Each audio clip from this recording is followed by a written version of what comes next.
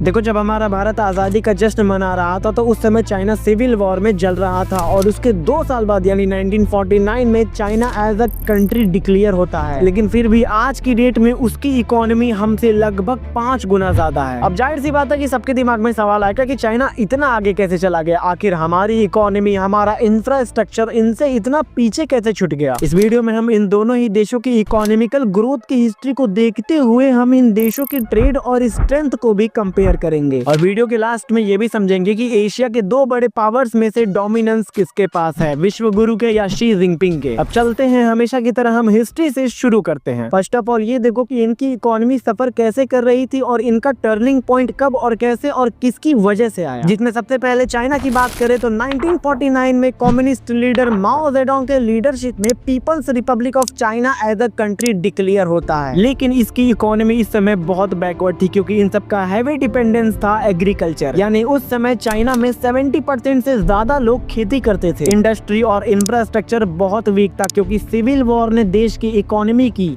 या कह सकते हैं पूरे देश की कमर तोड़ रखी थी। यानी दोस्तों उस समय चाइना में पुअर्टी बहुत ज्यादा थी। यानी कुछ ये बैकग्राउंड था चाइना का एक कंट्री बनने के बाद। अब माओ जेडोंग ने सबसे पहले सेंट्रली प्लान्ड इकोनॉमी बनाई जिसमें सारे ही क्रूशियल डिसीजन स्टेट्स के पास थे, ना कि मार्केट के पार्टिसिपेंट्स के पास। 1949 से 52 तक लैंड रिफॉर्म्स कराया गया और 53 से 58 तक कलेक्टिवाइजेशन भी हुआ, लेकिन ये उतना सफल साबित नहीं हुआ। साथ ही माओ ने great leap forward campaign launch किया ताकि रैपिड ट्रांसफॉर्मेशन हो सके एग्रीकल्चर से इंडस्ट्रियलाइजेशन में, लेकिन ये एक डिजास्टर साबित हुआ। लाखों लोग भुखमरी से मारे गए, इकोनॉमिक ग्रोथ काफी धीमे हो गई, प्रोडक्टिविटी गिर गई और सेम एज कल्चरल रिवॉल्यूशन के रिजल्ट में भी कुछ ऐसा ही देखने को मिला क्योंकि इसी समय पे कल्चरल रिवॉल्यूशन भी चल रहा था जिसका एम था old ideas, old traditions, old books को रिमूव करके एक न्यू चाइना एस्टेब्लिश करना, जो कि बेसिकली वहाँ के स्टूडेंट द्वारा कराया जाता था जिन्हें रेड गार्ड बोला गया। लेकिन ये रेड गार्ड रिवॉल्यूशन के नाम पे टीचर्स को मारते थे, बुक्स जला देते थे, इनफैक्ट टेम्पल्स को भी तोड़ देते थे। एट द एंड 1976 में माओ की डेथ के बाद गवर्नमेंट इसको एक बिग मिस्टेक मान लेती है। यानी ओवरऑल 1949 से लेकर 1978 तक चाइना की इकोनॉमी बहुत धीमे ग्रो कर रही थी। लेकिन अब कहानी में ट्विस्ट आता है क्योंकि 1978 में चाइना के नेक्स्ट पैरामाउंट लीडर बनते हैं डेंग जियोपिंग। यहाँ से चाइना अपनी इकोनॉमी में एक बड़ा टर्न लेता है क्योंकि अब चाइना अपनी इकोनॉमी को सोशलिस्ट प्लानिंग से निकाल कर मार्केट ओरिएंटेड की तरफ ले जाना शुरू कर दिया था। यानी 1978 से पहले गवर्नमेंट डिसाइड करती थी कि कैसे और किस तरह के गुड्स एंड सर्विसेज प्रोड्यूस किए जाएंगे और कहां वो डिस्ट्रीब्यूट होंगे। लेकिन 1978 के बाद गवर्नमेंट ने अपने इस पॉलिसी को मेजॉरिटी में रिड्यूस कर दिया, जिससे सबसे ज्यादा फायदा हुआ प्राइवेट सेक्टर वालों को क्योंकि गवर्नमेंट इतना रिस्ट्रिक्शंस लगा दी थी कि ये अपना बिजनेस या कोई फैक्ट्री एस्टेब्लिश ही नहीं कर पा रहे थे। यानी इसके बाद चाइना में प्राइवेट सेक्टर की इकोनॉमी भी इंक्रीज करना शुरू कर दी थी और अब चाइना में पहली बार स्पेशल इकोनॉमिक जोन्स शुरू हुआ शेंजन में, जिसके द्वारा फॉरेन कंपनीज को इन्वेस्ट करने की परमिशन मिली। साथ ही वहां ज्यादा पॉपुलेशन के कारण low cost labour, supportive government policies और इंफ्रास्ट्रक्चर इन्वेस्टमेंट ने चाइना को फैक्ट्री ऑफ द वर्ल्ड बना दिया। यानी अब इसके बाद चाइना में टेक्नोलॉजी, मैन्युफैक्चरिंग, ट्रांसपोर्ट नेटवर्क और कल्चर डेवलप होने लगा। इनफैक्ट 1980s में चाइना ने लार्ज स्केल पे मैन्युफैक्चरिंग एक्सपोर्ट स्टार्ट किया जिसमें major items toys, textiles, electronics आदि थे, जिससे धीरे धीरे पूरी दुनिया की सप्लाई चेन पे चाइना का कंट्रोल बन गया। लेकिन चाइना एक्सपोर्ट करके कितना अर्न करता है ये अभी हम आगे देखेंगे। फिलहाल हम इसी तरीके से इंडियन इकोनॉमी के टर्निंग पॉइंट को समझते हैं। 1947 में इंडिपेंडेंस के बाद इंडिया भी इकोनॉमी की स्ट्रगल फेस कर रहा था क्योंकि ब्रिटिशर्स के जाने के बाद उनकी जो फर्टाइल लैंड और इंडस्ट्रियल हब्स थे वो भी दोनों देशों में डिस्ट्रीब्यूट हो गए थे। इनफैक्ट ब्रिटिशर्स ने इंडिया का खजाना ऑलमोस्ट खत्म कर रखा था, जिस कारण कंट्री का सोर्स ऑफ इनकम शुरू से ही धीमे था। यानी इंडिपेंडेंस के बाद गवर्नमेंट का मेजर एक्सपोर्ट बना एग्रीकल्चर, जिसमें टी, राइस, कॉटन, स्पाइसेस और आदि प्रोडक्ट्स द्वारा ट्रेड किया जाता था। साथ ही इकोनॉमिक ग्रोथ के लिए इंडिया में नेहरूवियन सोशलिस्ट मॉडल के 5 ईयर प्लान को भी शुरू किया गया जिसमें एग्रीकल्चर को गवर्नमेंट फंड द्वारा बूस्ट किया जाता था। इनफैक्ट मेजर प्रोजेक्ट्स बनाए गए जैसे बकरानंगल डैम, हरिकुल डैम और दामोदर वैली। साथ ही टेक्निकल एजुकेशन के लिए 5 IITs भी स्टैब्लिश किए गए थे। और तुम्हारी जानकारी जानकारी के लिए बता दूं कि उस समय इंडिया का जीडीपी 27 बिलियन डॉलर का था, जबकि चाइना का 30 बिलियन डॉलर का था। यानी हम लोग में ज्यादा डिफरेंस नहीं था उस समय। अब देखो 1950 से 80s तक इंडिया की इकोनॉमी बहुत तेज ग्रो नहीं कर रही थी, जिसका कारण था लाइसेंस राज, जिसके अंदर बहुत कम फॉरेन कंपनीज और खुद प्राइवेट इंडिविजुअल अपने इंडस्ट्री को एस्टेब्लिश कर पाते थे, क्योंकि इस लाइसेंस राज में इंडस्ट्री एस्टेब्लिश करने के लिए बहुत ज्यादा परमिशंस और लाइसेंस लगते थे, जिससे बहुत कम प्राइवेट इंडिविजुअल और फॉरेन कंपनीज यहाँ पर इन्वेस्ट कर पाई थी। और अब इन्हीं सब चीजों के कारण 1950 से 80s तक हिंदू ग्रोथ रेट का रिपोर्ट बताता है कि इंडिया का एनुअल इकोनॉमी ग्रोथ 3.5% से 4% तक ही इंक्रीज कर पाया है इन ईयर्स में। लेकिन अब इससे भी बड़ी प्रॉब्लम आ रही थी, क्योंकि 1991 में बीओपी यानी बैलेंस ऑफ पेमेंट क्राइसिस आ गया, जिसका मेजर कॉज बना कि इंडिया का इंपोर्ट बहुत ज्यादा था उसके एक्सपोर्ट से, यानी इंडिया स्पेंड ज्यादा कर रहा था अर्न करने के कंपेयर में। साथ ही इसके अलावा इसी समय पे गल्फ कंट्री में वॉर भी स्टार्ट हो जाता है, जिससे ऑयल की प्राइस इमीडिएटली बढ़ जाती है। जिन सब चीजों के कारण फॉरेन इन्वेस्टर्स भी इंडिया से अपना मनी विथड्रॉ कर रहे थे, जिन सब के रिजल्ट में देखा जाए तो अब इंडिया के सामने सबसे बड़ी प्रॉब्लम थी इंडिया का फॉरेन करेंसी रिजर्व, जो कि अब सिर्फ 2-3 वीक्स का ही बचा था। यानी हम सिर्फ 2-3 वीक्स का ही इंपोर्ट कर सकते थे। और इन्हीं सब चीजों को देखते हुए prime minister PV Narasimha Rao ने जून 1991 को डॉक्टर मनमोहन सिंह को as a finance minister appoint किया, जिन्होंने हमारे इंडियन इकोनॉमी को बचाने के लिए सबसे पहले एलपीजी मॉडल अप्लाई किया, जिसमें एल यानी लिबरलाइजेशन द्वारा लाइसेंस राज्य को एबॉलिश किया गया, ताकि ज्यादातर इंडस्ट्रियल सेक्टर में उतने लाइसेंस ना लगे जितने पहले लगते थे। साथ ही ज्यादातर ट्रेड रिस्ट्रिक्शंस को भी रिड्यूस कर दिया गया। और पी यानी प्राइवेटाइजेशन में गवर्नमेंट पीएसयू यानी पब्लिक सेक्टर इंटरप्राइजेस से अपने कंट्रोल, मैनेजमेंट और ऑनरशिप को ट्रांसफर करती है प्राइवेट सेक्टर को। और जी यानी ग्लोबलाइजेशन द्वारा 1991 के बाद इंडिया को कई रिस्ट्रिक्शन से रिमूव किया गया। साथ ही अदर कंट्रीज को अलाउ किया गया कि वो ट्रेड, इन्वेस्ट और अपने टेक्नोलॉजी को हमसे शेयर कर पाए। और तब जाके हमारी इकोनॉमिक ग्रोथ शुरू हुई और ईयर 2000 में इंडिया की जीडीपी 468 बिलियन डॉलर तक थी, जबकि इसी समय चाइना की जीडीपी 1.21 ट्रिलियन डॉलर तक पहुंच चुकी थी। लेकिन अभी भी सबसे क्यूरियस क्वेश्चन बचा है कि एशिया पे डोमिनेट कौन करेगा, जिसको समझने से पहले ये जान लो कि इंडिया किस रॉ मटेरियल्स का ट्रेड करता है। देखो फिलहाल कई कंट्रीज के साथ इंडिया ट्रेड करता है, जिसमें इंडिया अपने रॉ मटेरियल्स को 192 कंट्रीज में एक्सपोर्ट करता है, जो कि ईयरली लगभग 20 से 30 बिलियन डॉलर का एक्सपोर्ट होता है। साथ ही कुछ रॉ मटेरियल्स को 140 प्लस कंट्रीज से इंपोर्ट भी करता है इंडिया, जिसका अमाउंट ईयरली लगभग 200 से 300 बिलियन डॉलर होता है। और इंडिया ज्यादातर मेटेलिक ऑर्स और मेटल्स का ट्रेड करता है, साथ ही एग्रीकल्चरल रॉ मटेरियल्स का भी, जैसे cotton, tea leaves, coffee beans, spices और आदि। साथ ही इंडिया काफी गुड्स को इंपोर्ट भी करता है, जिसमें major items crude oil, petroleum, coal and coke और नेचुरल गैस, साथ ही एलएनजी के अलावा इंडस्ट्रियल मिनरल्स,